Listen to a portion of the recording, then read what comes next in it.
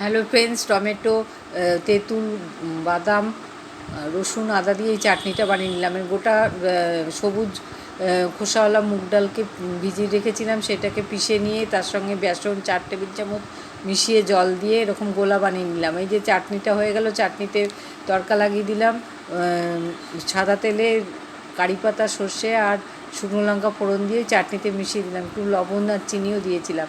এবার এই তাওয়াটা খুব গরম করে তার মধ্যে তেল ব্রাশ করে তারপরে খুব গরম জল ছিটিয়ে দেবো। যখন পুরো বাষ্প হয়ে যাবে সিম করে দিয়ে গোলাটা দেবো। গোলাটা দেওয়ার আগে একটুখানি বেকিং সোডা দিয়ে দেবো, নিয়ে গোলাটা অনেকটা ধোসার মতো করে ছড়িয়ে নেব। নিয়ে তারপরে যখন 4-5টা উঠে আসবে অল্প তেল দিয়ে উল্টে দেবো, নিয়ে এবার ফোল্ড করে দেবো।